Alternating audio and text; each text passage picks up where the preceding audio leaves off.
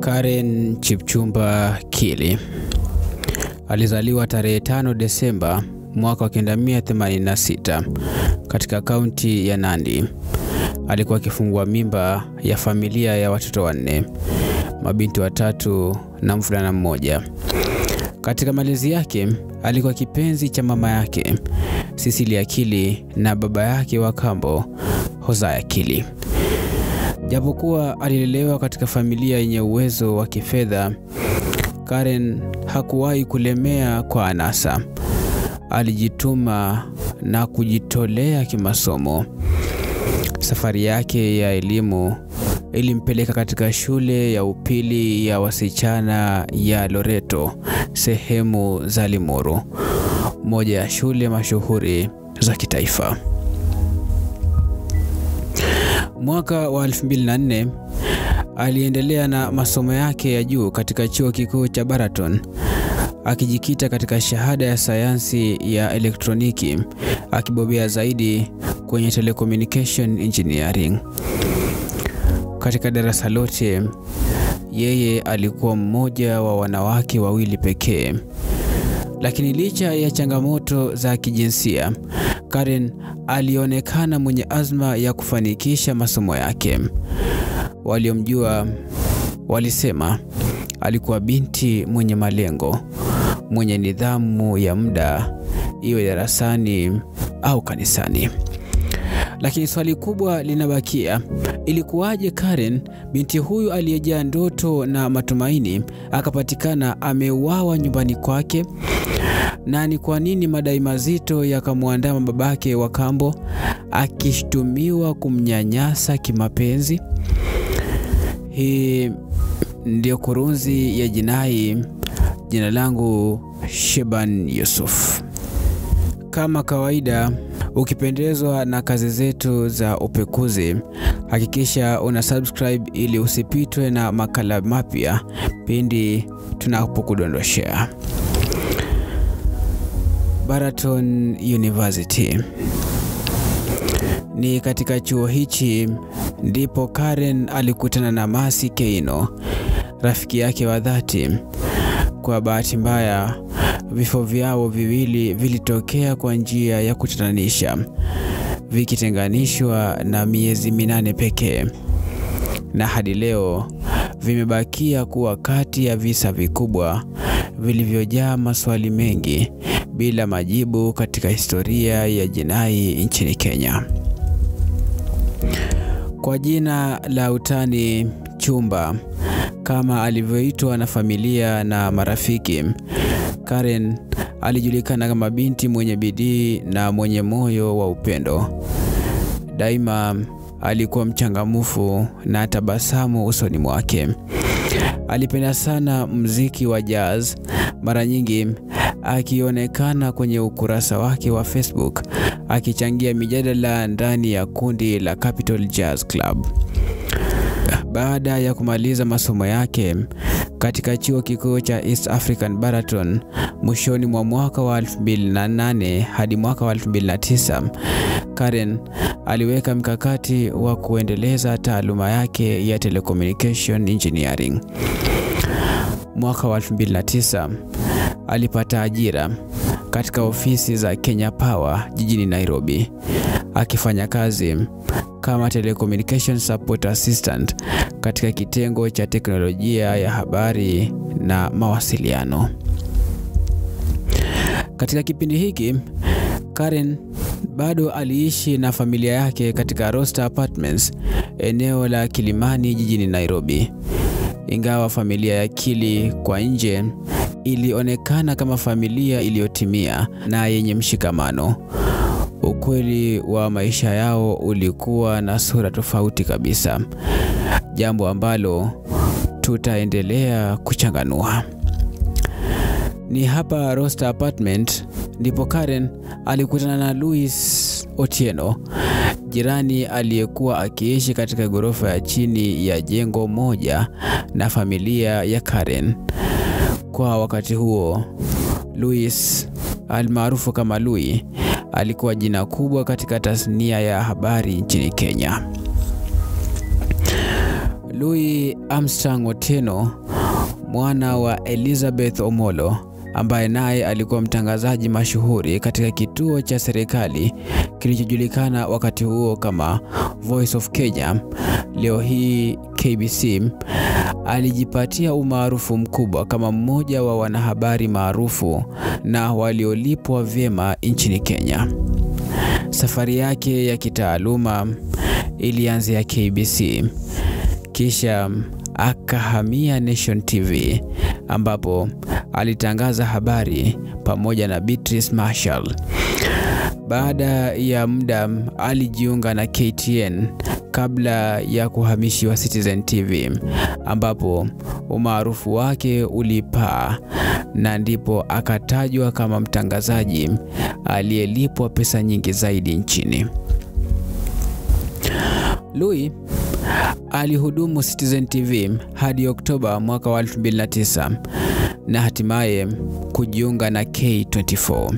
Hata hivyo, safari yake ilipata mkwamo Machi mwaka wa 2011 baada ya kufutwa kazi.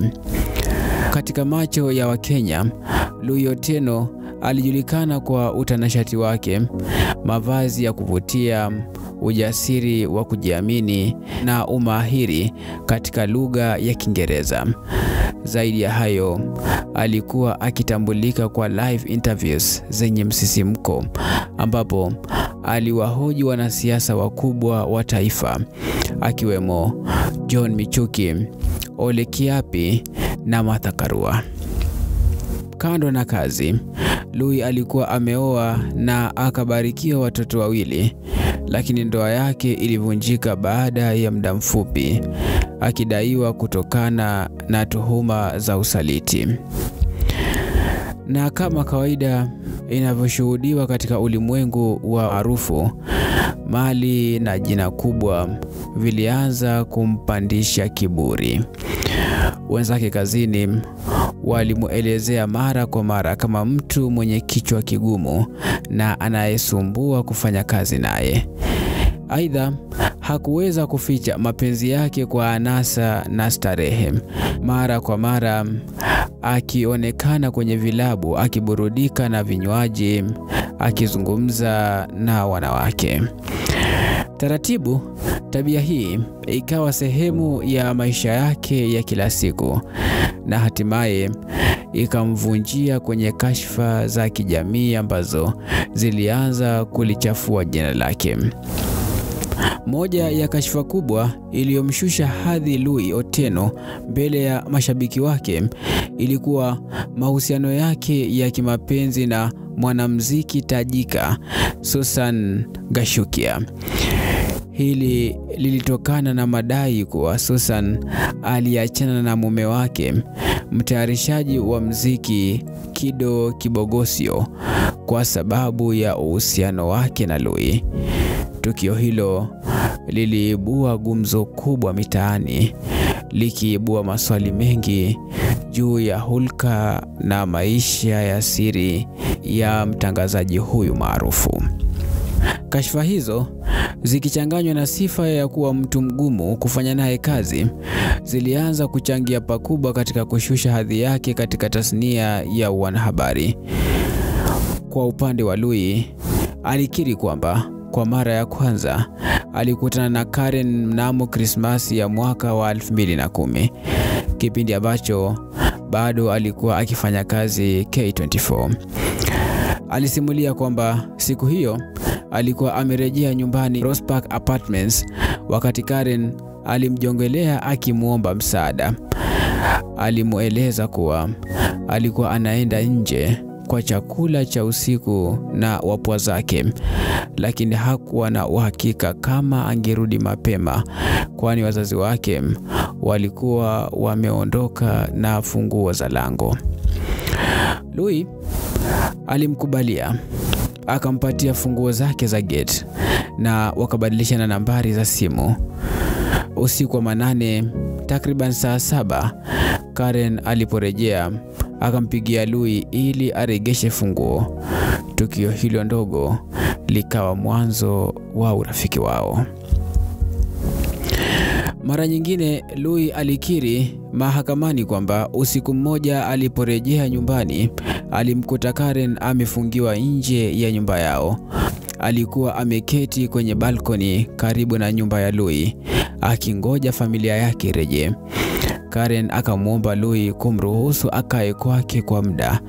Ndipo wawili hao walipata fursa ya kuzungumza kwa undani, wakazidi kujuana na kuimarisha urafiki wao.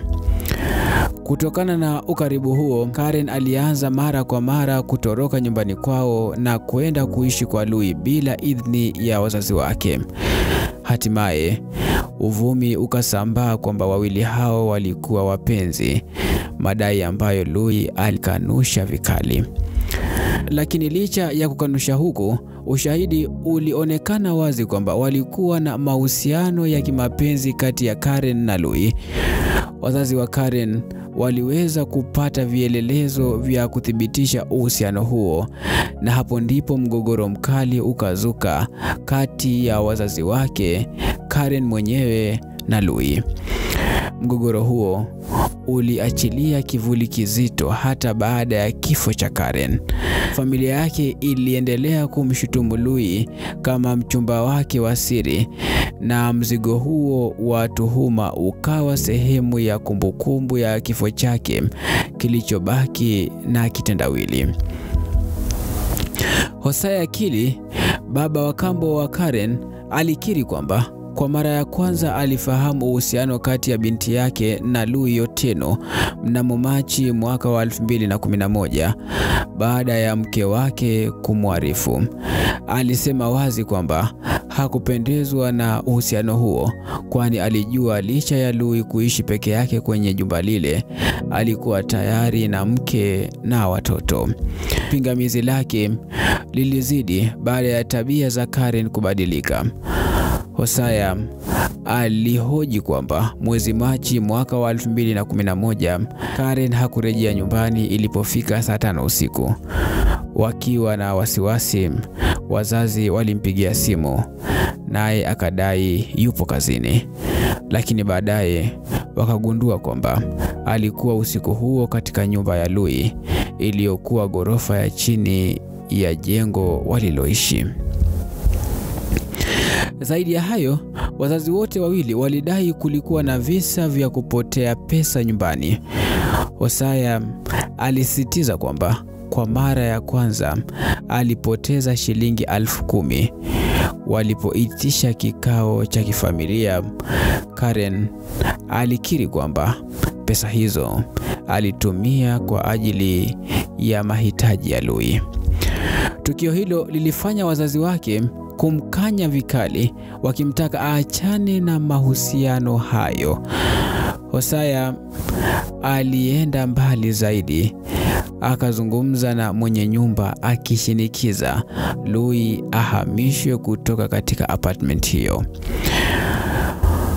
Kwa upande wa Louis, alijitetea kwamba wazazi wa Karen walikuwa watu wa binafsi na walioshikwa na tamaa, na ndio maana walipinga mahusiano hayo. Alidai kuwa mara kadhaa Karen alimueleza jinsi alivyopigwa na wazazi wake kwa kosa la kuendelea kuwa karibu na Louis. Katika moja ya simulizi zake, Louis alisema Karen alikuja nyumbani kwake akiwa amebeba barua iliyoandikwa na baba yake wa kambo, barua ambayo ilitaka wao wawili kutiwa saini, na ilisomeka kwa kunukuu, I will not be your friend anymore, you will not be my friend. Mwisho wa nukuu. Kwa mujibu wa Louis, Karen mara kadhaa alitafuta kimbilio kwake baada ya kugombana na wazazi wake. Alidai kuwa katika tukio moja, Karen alikimbilia kwake huku akifuatwa na mama yake na baba yake wa kambo aliyekuwa amebeba kiboko kizito. Kwenye ngazi za jengo hilo, mvutano mkali ulizuka. Hosea akimtuhumu binti yake kwa kudanganywa na pesa na umaarufu wa mtangazaji huyo maarufu. Wakati mahusiano ya Karen na Louis yalipoanza kuyumba kutokana na misuguano na familia yake, wawili hawa walikubaliana kwamba suluhisho pekee lilikuwa Karen kuondoka nyumbani kwa baba yake wa kambo. Mwezi Julai mwaka wa 2011, Louis alikiri kumsaidia Karen kuhama na kumtafutia nyumba ya kuishi peke yake. Kwa mujibu wa kauli ya wazazi wake, Karen aliondoka Santoni Apartments, eneo la Kilimani, kwa hila.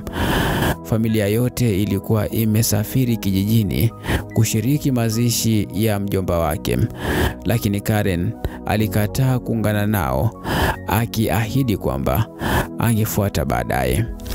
Hata hivyo, ahadi hiyo haikutimia. Waliporejea jijini, walipatwa na mshtuko mkubwa walipoikuta nyumba ikiwa tupu bila hata dalili ya Karen.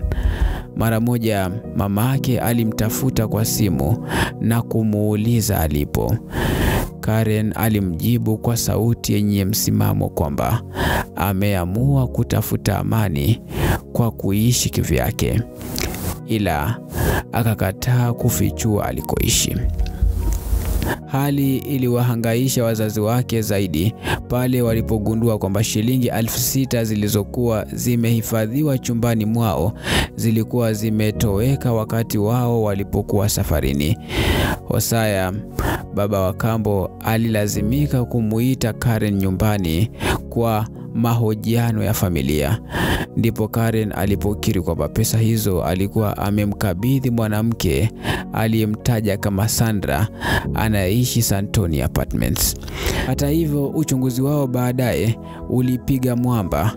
Wazazi wake hawakupata mtu yeyote aliyejulikana kwa jina hilo katika eneo lote la Santoni. Badala yake, walipata shilingi 2,000 pekee zilizokuwa zimebakia kwenye nyumba ya Karen.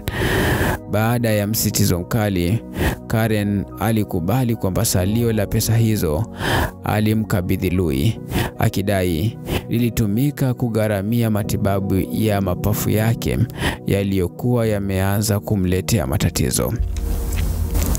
Japo kuondoka kwake kulionekana kama ushindi na kujinasua kutoka kwenye manyanyaso ya kifamilia, maisha ya Karen hayakupata unafuu wowote. Alijikuta akikumbwa na changamoto nyingine nzito. Mara kwa mara aliugua, huku akisumbuliwa na maradhi ya kisukari pamoja na msongo wa akili uliompelekea kuvurugika kiakili. Kwa upande wa Louis, alisimulia kwamba Karen alimfungukia siri za kushtua, kwamba aliwahi kunyanyaswa kimapenzi na mwanaume aliyedhani kwa baba yake wa kambo. Aidha, aliongeza kwamba mama yake alikuwa na taarifa za kisa hicho, lakini alimuamuru binti yake anyamaze na asifichue jambo hilo kwa yoyote.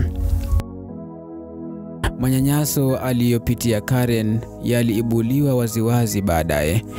Februari tarehe 24 mwaka wa 2012, wakati Dennis Onsarigo, mwanahabari aliyebobea katika kuchunguza mauaji, alipochambua kwa kina kisa hiki.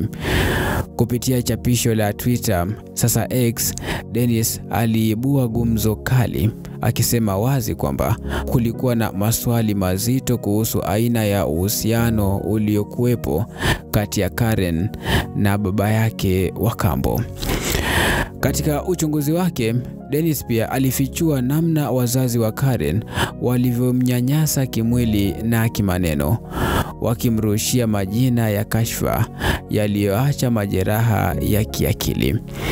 Chapisho lake tulilolipata baadaye liliandikika hivi, kwa kunukuu: Karen will spend hours on the phone with her stepfather, unknown to many, engaging in lazy chats to the astonishment of her workmen who found the calls a bit long and awkward. Karen will pack the father's traveling bag.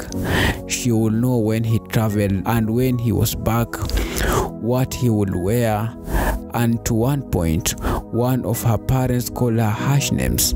At times, they could even team up to beat her. Mwisho wa nukuu.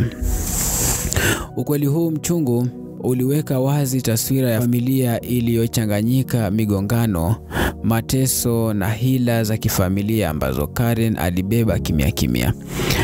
Kando na shinikizo la kisaikolojia, Karen pia alijikuta akikumbwa na matatizo ya kifedha baada ya kujitenga na familia yake.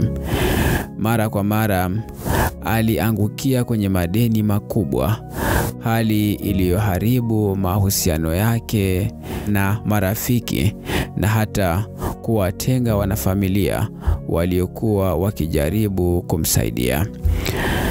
Ripoti zinaeleza kuwa mzigo mkubwa wa madeni yake ulitokana na juhudi zake za kumsaidia Louis, akilipa bill za hospitali zake, kodi ya nyumba, gharama za shule za watoto wake na hata kutunza hadhi ya maisha ya kifahari aliyojaribu kudumisha. Ni jambo la kushangaza jinsi Karen aliweza kukusanya mamilioni ya shilingi kwa muda mfupi, akitumia uongo na mbinu za hila ili kupata mikopo kutoka kwa watu waliomwamini. Mfano wa kwanza unarejea mwaka wa 2011 alipomlaghai Eli Kimani na Dr. Mtende. Aliwafanya waamini kwamba wangekuwa washirika wake katika biashara kubwa ya mahindi, biashara ambayo haikuwahi kuwepo.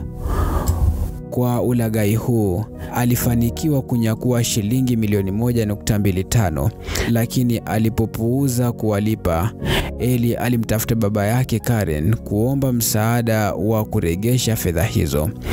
Hata hivyo, hakupata msaada wote. Mwezi Oktoba wa mwaka huo huo, Karen alimkopa mjomba wake Edward Bitok shilingi 800,000 akidanganya kwamba alikuwa akihitaji kununua mashine za uchapishaji kwa ajili ya biashara ya vitabu.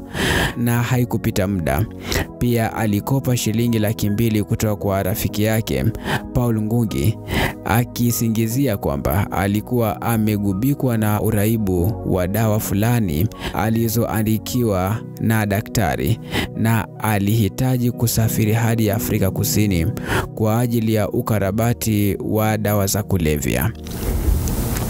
Paul alisimulia kuwa alimwazima Karen shilingi 50,000 taslimu, kiasi kilichotosha kwa wakati huo kumnunulia tiketi ya ndege kuelekea Afrika Kusini.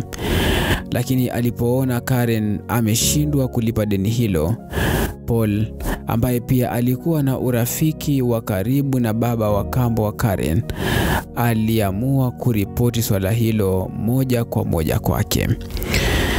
Ni muhimu kufafanua, Karen hakuwahi kuwa na uraibu wa dawa zozote, bali ni Louis aliyebeba mzigo huo. Kwa mujibu wa mahojiano yaliyofanywa na Daily Nation na mama yake Louis, Bi Elizabeth Omolo, changamoto za kiafya za mtoto wake zilimfanya kugeukia utegemezi mkubwa wa tembe za kupunguza maumivu ya mgongo. Hii ilimaanisha sehemu kubwa ya fedha ambazo Karen alikopa kutoka kwa watu mbalimbali zilikuwa zikimiminika kumsaidia Louis kupambana na uraibu huo. Mambo yaliendelea kuchukua mkondo wa hatari zaidi Januari ya mwaka wa 2012, wiki chache tu kabla ya kifo chake.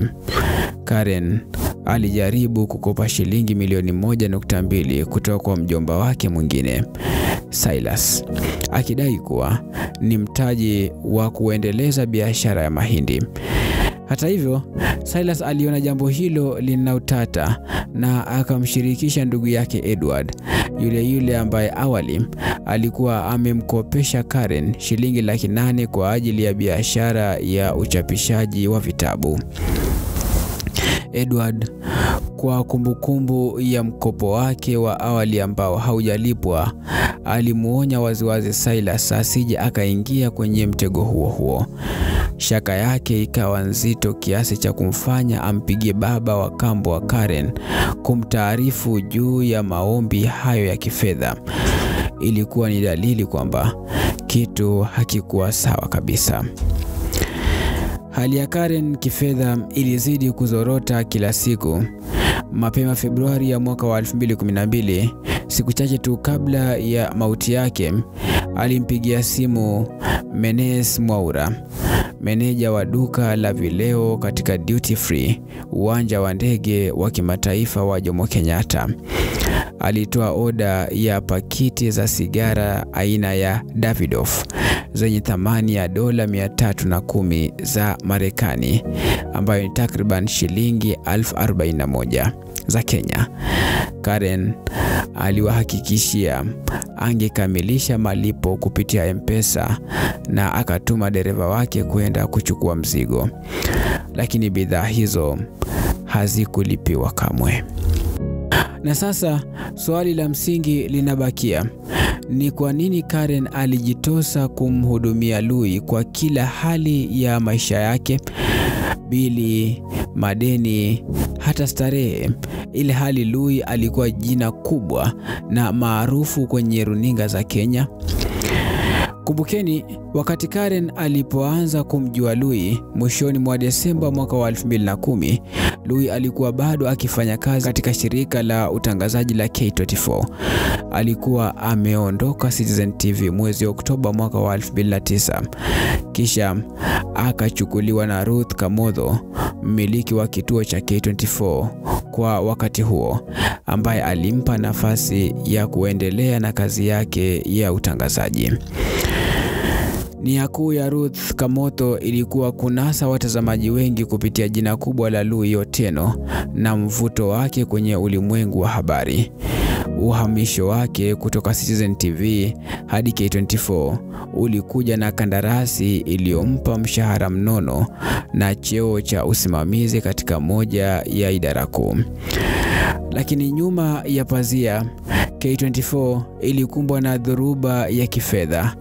Ruth Kamotho alikuwa na mkopo chini ya familia ya Kenyatta uliodaiwa na NCBA Bank.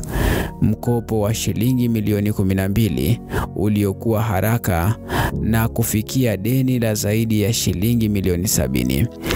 Hali hii ilitikisa misingi ya kituo hicho na K24 kiliingia kwenye hatari ya kuporomoka. Kwa Lui, hali hii ilimaanisha jambo moja: mshahara wake ulipunguzwa pakubwa. Hangeweza tena kuendeleza hadhi na maisha ya kifahari aliyoyazoea kama mtangazaji ghali zaidi nchini alipokuwa Citizen TV. Kulingana na mashahidi wa wakati huo, ilifika hatua ambapo wafanyakazi wa K24 walikaa miezi kadhaa bila malipo. Baada ya muda, wawekezaji wapya African Kenya Holdings kwa kushirikiana na familia ya Kenyatta waliingilia kati na kuokoa kituo hicho. Lakini uokoaji huo ulimgharimu Lui hadhi yake. Wawekezaji hao waliwaajiri baadhi ya wakubwa wa zamani wa Lui kutoka vituo alivyowahi kufanya kazi. Lui alisikika akisema kuajiriwa kwao kulihisi kama kulipisa kisasi dhidi yake. Hatimaye mwaka wa 2011 akafutwa kazi rasmi. Ni wakati huu ambapo Karen bado aliishi na wazazi wake, ndipo wazazi wake walianza kugundua uhusiano usio wa kawaida kati ya binti yao na Lui. Katika kipindi hicho, pesa pia zilianza kupotea nyumbani bila maelezo ya moja kwa moja. Hata kama Louis alikanusha vikali kuwepo kwa uhusiano wa kimapenzi kati yake na Karen, ushahidi wa mashahidi ulielezea vinginevyo.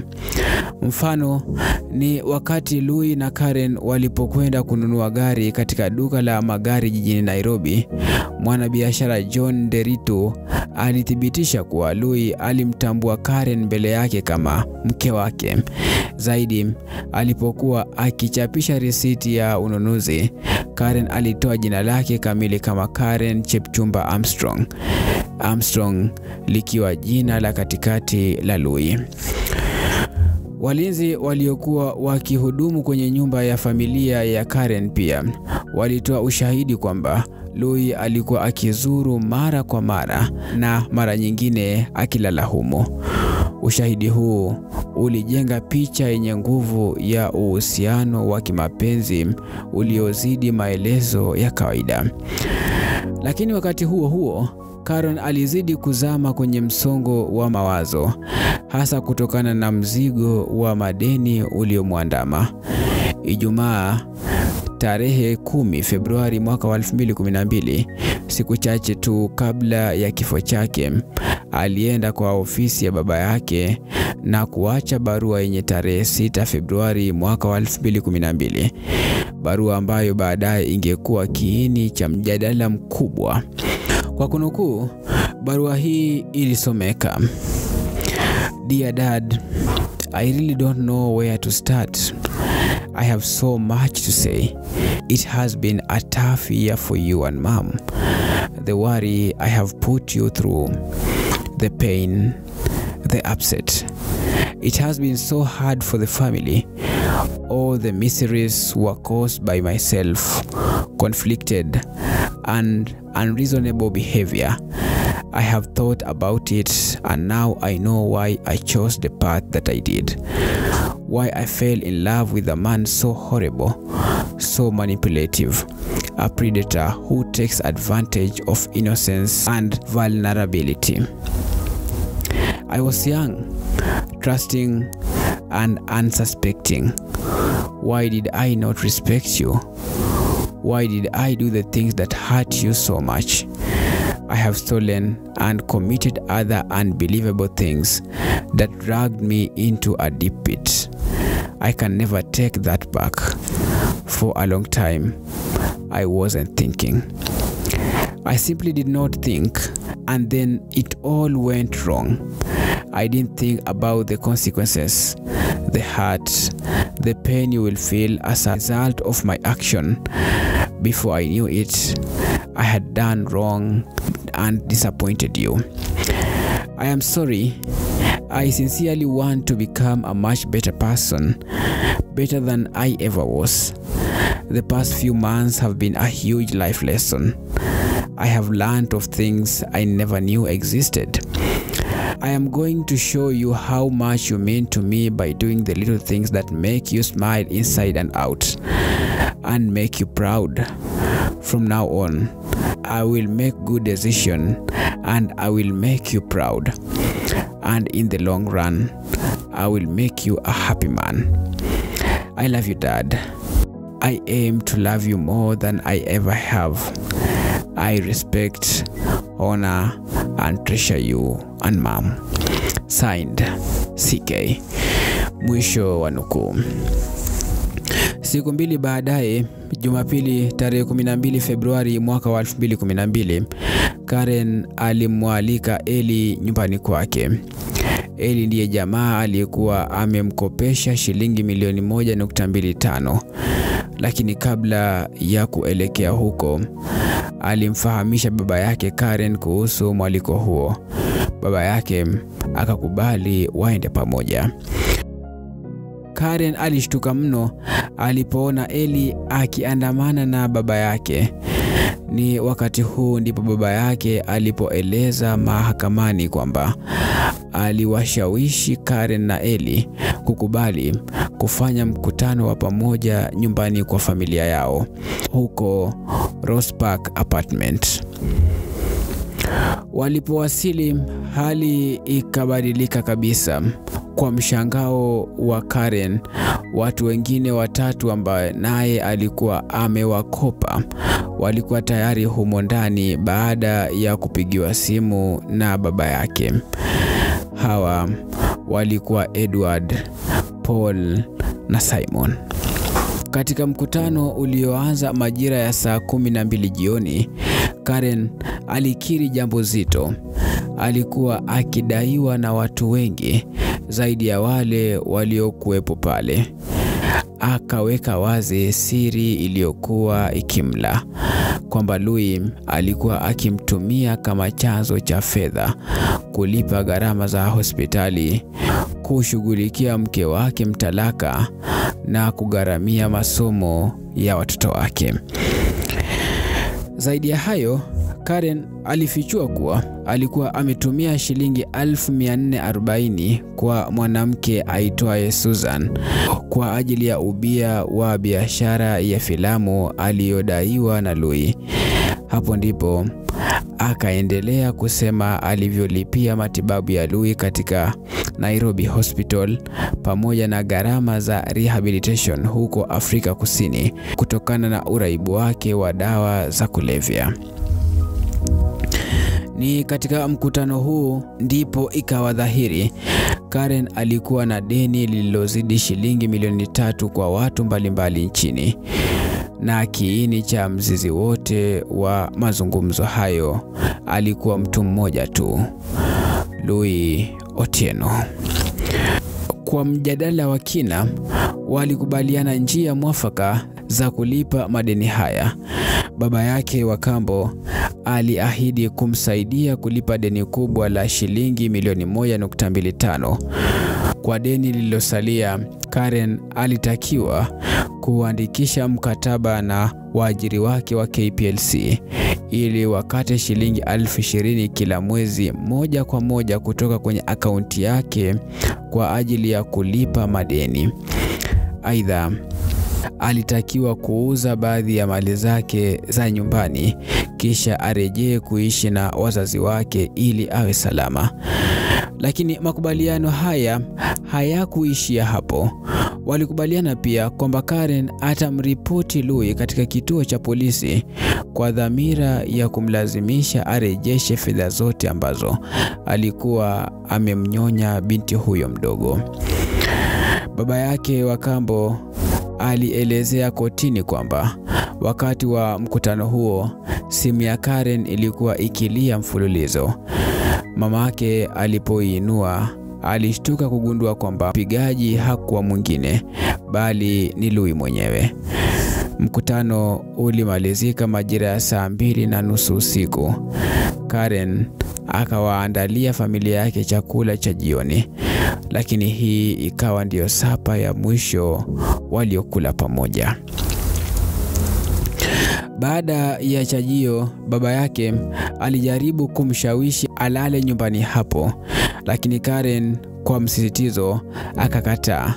Ndugu yake akamsindikiza hadi Santoni Apartments, akahakikisha ameingia salama, kisha yeye akarejea.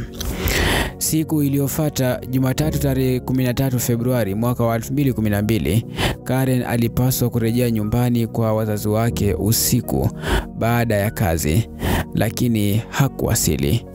Mamake alipompigia simu haikupokelewa. Baadaye simu hiyo ikawa mteja.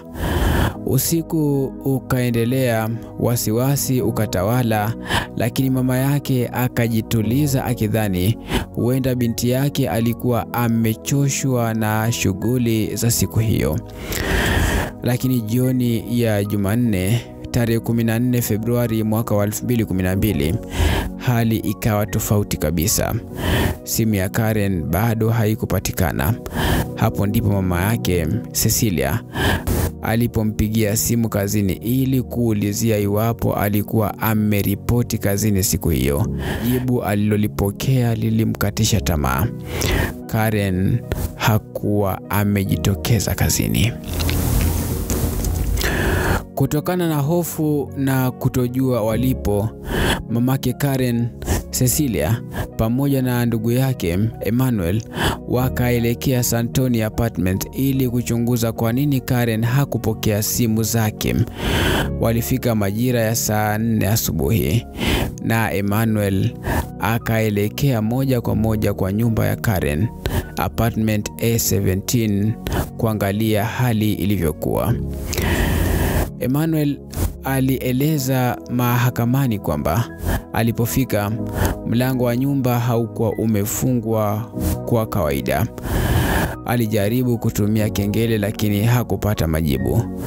Baada ya kubisha hodi na hakuna jibu, akaamua kushikilia kitasa cha mlango na kugundua kwamba mlango haukuwa umefungwa kabisa. Hivyo basi akaingia ndani. Alipokuwa kwenye sitting room, akaita jina la Karen mara 3 lakini hakuna majibu aliyopata. Alikumbuka kuona vikombe viwili vya glasi kwenye besheni ya kuosha, jambo lililosababisha dhana kuwa labda Karen alikuwa amemwalika mtu mwingine. Emmanuel akaelekea hadi chumba cha Karen huku muziki ukiendelea kucheza kwa umbali fulani. Alipoingia chumbani, alimkuta Karen amelala kitandani akiwa amejifunika vizuri. Emmanuel alikiri kwamba alipoita jina la Karen mara 3 hakuitikia. Hivyo akaondoka chumbani, akafunga mlango wa nyumba na kurejea ndani ya gari kujuza mama yake, akisema kwamba Karen alikuwa ndani ya nyumba lakini hakuonyesha ishara yoyote ya kujibu. Hapo ndipo simulizi huibua maswali ya wengi. Kwa nini Emmanuel hakuona ishara ya hatari au jambo lisilo la kawaida wakati mlango ulikuwa wazi? Na kwa nini alipokuta Karen amelala hakumguza au kumchokoza kama ndugu au matani wanafanya mara nyingi? Emmanuel alielezea kwamba yeye ni tofauti na wengine. Hakuona haja ya kuingilia au kufanya jambo lolote la kumchokoza Karen.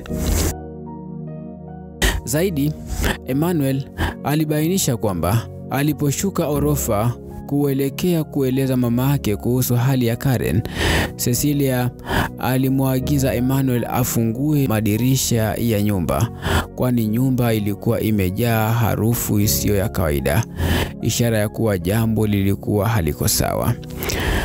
Alipofungua madirisha, Emmanuel alisimama kwenye balkoni akijiburudisha na mandhari ya jiji. Lakini akakumbushwa kwa hofu ya hali iliyopo ndani ya nyumba.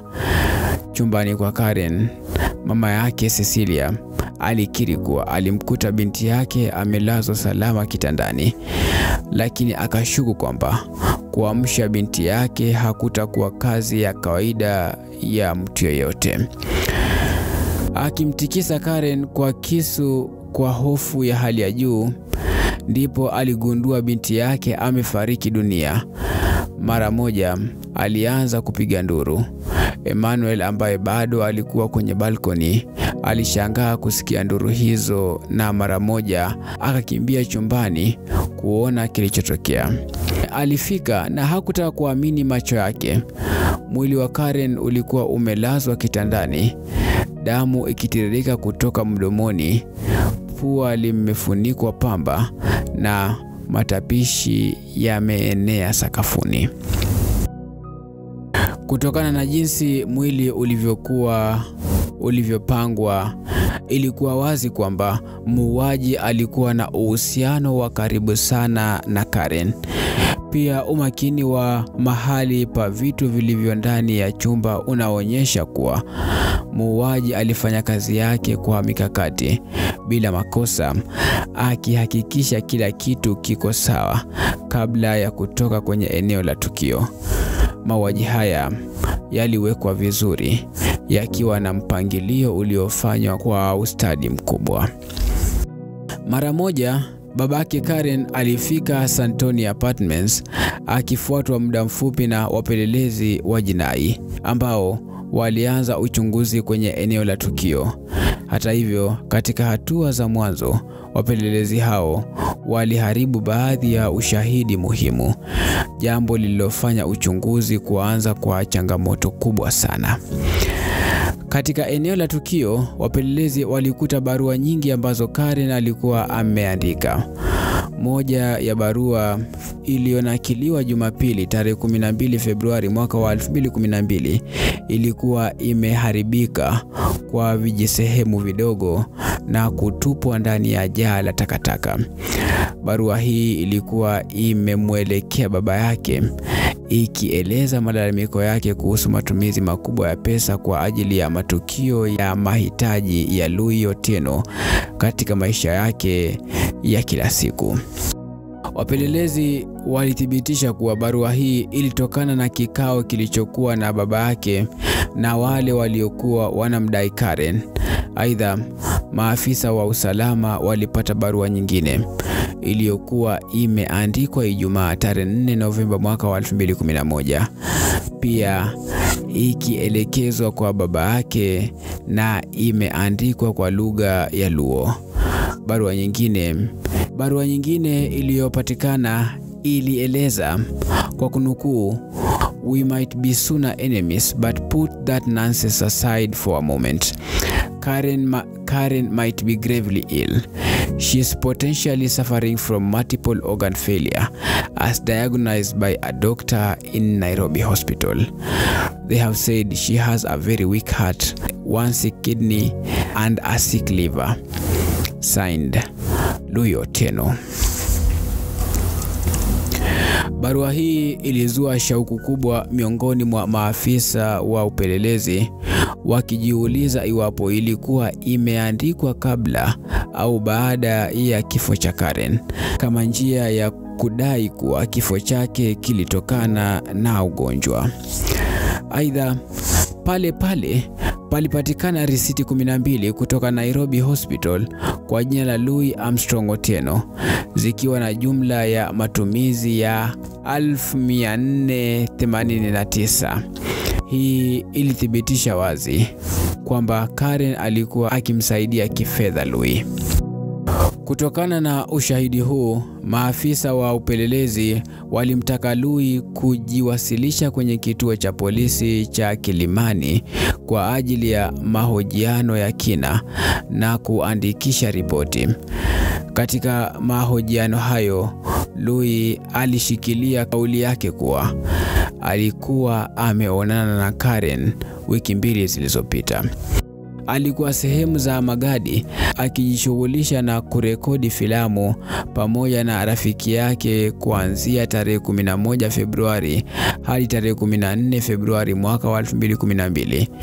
Hivyo akajiondoa kwenye kuhusika na kifo cha Karen. Walinzi wa nyumba ya Karen pia walithibitisha kuwa mwisho wa Louis kuja pale ulikuwa wiki 2 zilizopita, akiwa amefika muda wa saa 5 usiku na kuondoka muda wa saa 7 usiku. Zaidi ya hayo, wapelelezi walichukua fingerprints za Louis na simu yake kama sehemu ya ushahidi wa kesi. Hata hivyo, uchunguzi wa GPS wa simu yake haukufanikisha kupata anwani kamili, kwani siku hiyo simu ilikuwa imezimwa, jambo lililogeuza uchunguzi kuwa mgumu zaidi. Hata kabla ya ushahidi wa kisheria kuhusiana na kuhusika kwa Louis na kifo cha Karen, Louis tayari alishatuhumiwa kwa mauaji, vyombo vya habari ambavyo alikuwa amefanyia kazi na baadhi ya vyombo vipya vilivyojenga uadui viliongeza shauku ya umma dhidi yake, kumfanya Louis kuhitaji kuzungumza na wananchi kupitia mwanasheria wake, akijitakasa na kudai kuwa hakuhusika kwa lolote katika mauaji ya Karen. Alhamisi tarehe 16 Februari mwaka wa 2012, mwili wa Karen ulipelekwa Lee Funeral Home ambapo autopsy ilifanyika chini ya uangalizi wa pathologist wa serikali Dr. Johansen Odor na Dr. Moses Njuye ambao walikodiwa na familia. Ripoti ya autopsy ilibainisha kwa uwazi Karen alinyongwa na mwili wake pia ulikuwa na majeraha kwenye mikono, ishara tosha kuwa alijaribu kujikinga dhidi ya muuaji wake. Aidha, kutokana na hali hiyo ya kifo chake, madaktari walichukua semen swab ili kubaini wapo muuaji alikuwa ameacha alama za kibiolojia. Swab hii ilitumwa kwa maabara ya serikali, lakini kwa bahati mbaya haikuonesha mani yoyote, ikionyesha kuwa muuaji alikuwa makini sana, labda ametumia mpira wa uzazi.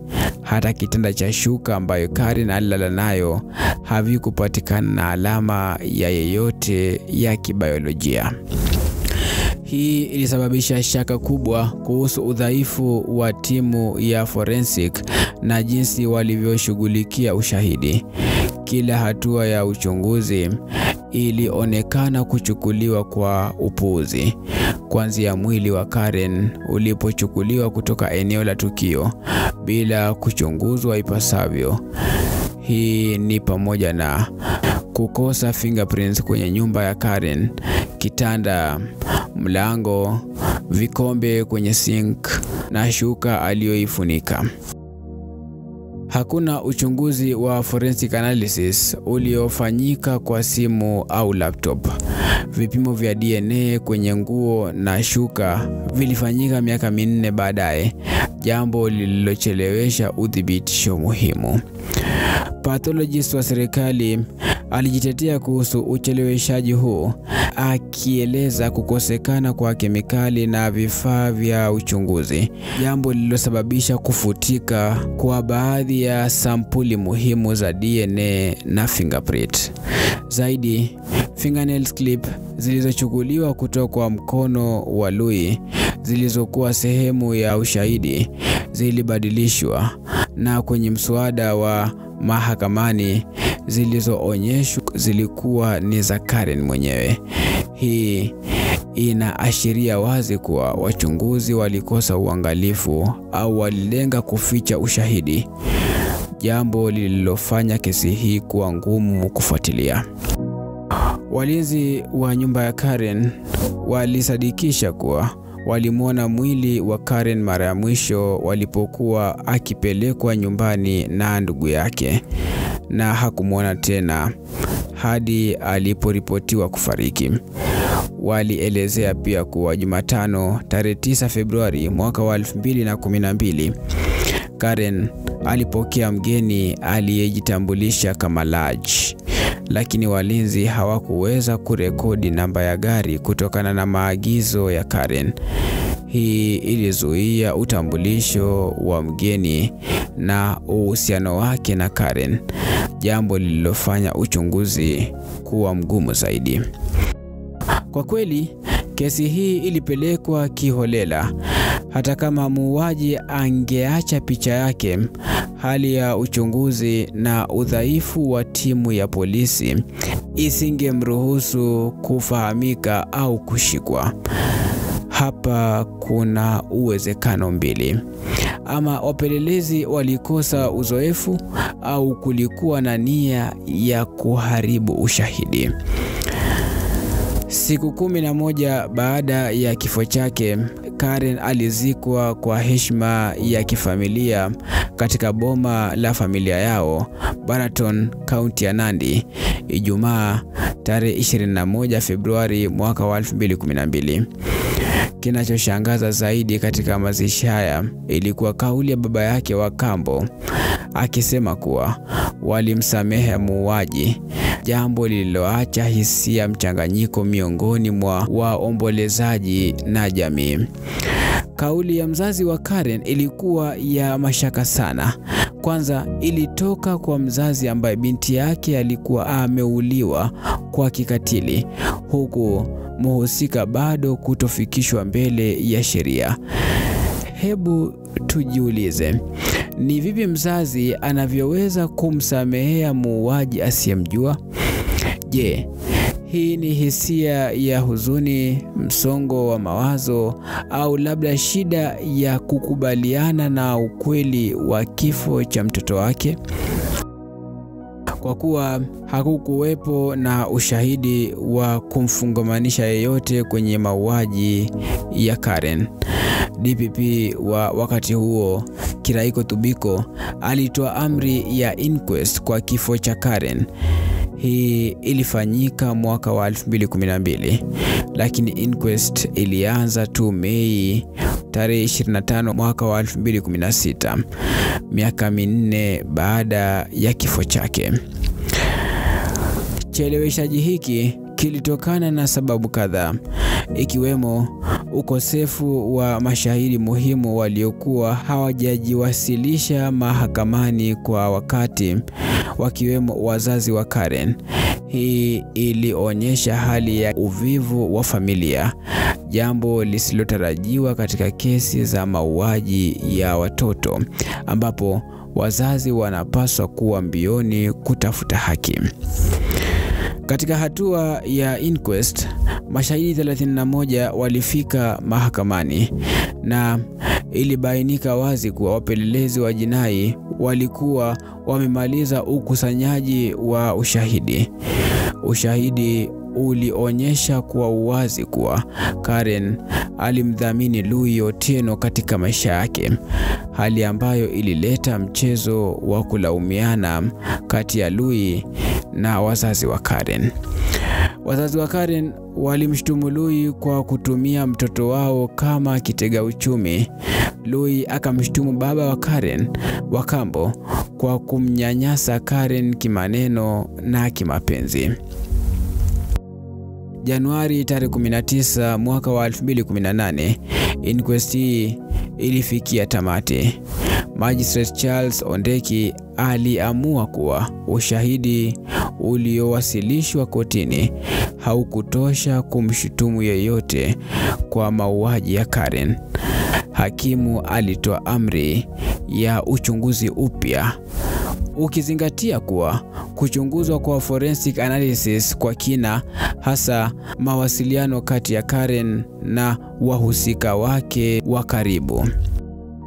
Kufafanuliwa kwa sehemu alikokuwa Louis Otieno Jumapili ya tarehe 12 Februari mwaka wa 2012 na Alhamisi tarehe 14 Februari mwaka wa 2012, siku Karen aliporipotiwa kuuawa chumbani mwake.